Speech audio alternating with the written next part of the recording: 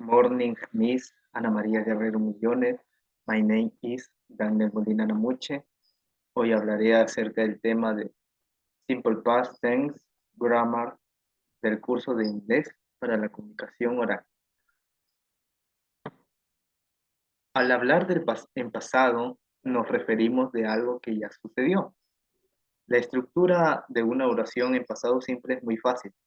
Se hace poniendo el subject, sujeto, más el verbo en pasado, main verb in past, y más el complemento. De esta forma, last week he studied very good.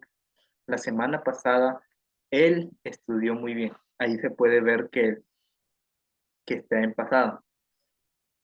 He studied very good. Se le agregó ed al final, de forma pasada. Last week, que significa la semana pasada. Estamos hablando en pasado. Simple past tense. Para conjugar una oración en este tiempo verbal es necesario hacer uso de los verbos regulares e irregulares.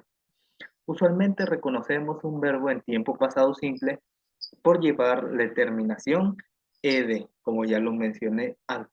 Como por ejemplo, promise se le pone promise, announce, anunci, anunce, anunce, crash, crashed, punish, punished, ask, asked, asked, avoid, avoided, sneeze, sneezed, cry, cried, miss, missed. Estos verbos regulares poseen ciertas reglas que les permiten conjugarse en este tiempo verbal.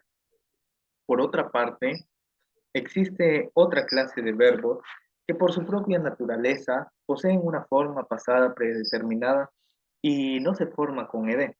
A estos verbos se les conoce como irregulares debido a que no siguen ninguna regla y la única forma de reconocerlos es a través de su memorización. Los verbos regulares en inglés.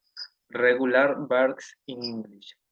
Esta es una clase de verbos que se conjuga bajo ciertas reglas para formar el tiempo pasado simple o el participio pasado en inglés. En la mayoría de casos solo debes añadir ed. Por ejemplo, want, en tiempo pasado sería wanted, que significa querer, mientras que lo segundo vendría a ser quería o quise, que en español vendría a hablarse de tiempo pasado. A diferencia del español, en inglés la conjugación será la misma para todos los sujetos, sean en estos singulares o plurales.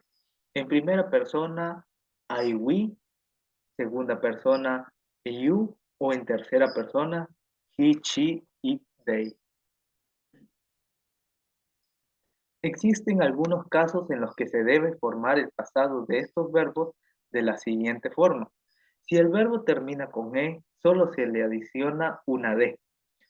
Por ejemplo, share y skate, que vendría a ser compartir y patinar, que en pasado se escribiría shared, shared y skated, que sería compartieron y patinaron. Si el verbo termina en una vocal corta que se sabe por el sonido de las vocales en la oración y una consonante, debes duplicar la última consonante, como por ejemplo stop y sing, que sería stop, que significa parar, stopped, que significa paró, y sinner, que significa pecó. Si el verbo termina en una consonante y se reemplaza la última por la letra I latina, como por ejemplo try, que significa intentar, tried significa intentar. De la misma forma, dry y dryer significa secar y dryer significa secado. Pronunciation, pronunciación. El sonido de la terminación ed cambia dependiendo de las siguientes reglas. Si el verbo termina en P, F, K o S, la terminación ED suena como la T. Por ejemplo, look, mirar,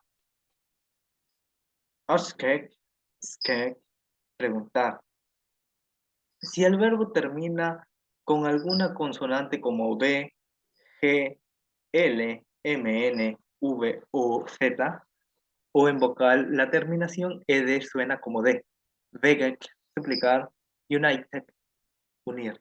Si el verbo termina en D o T, la terminación tiene sonido de id. Visiti, visitar, adik, añadir o agregar. Bueno, Miss, esto ha sido todo. Goodbye. Thank you.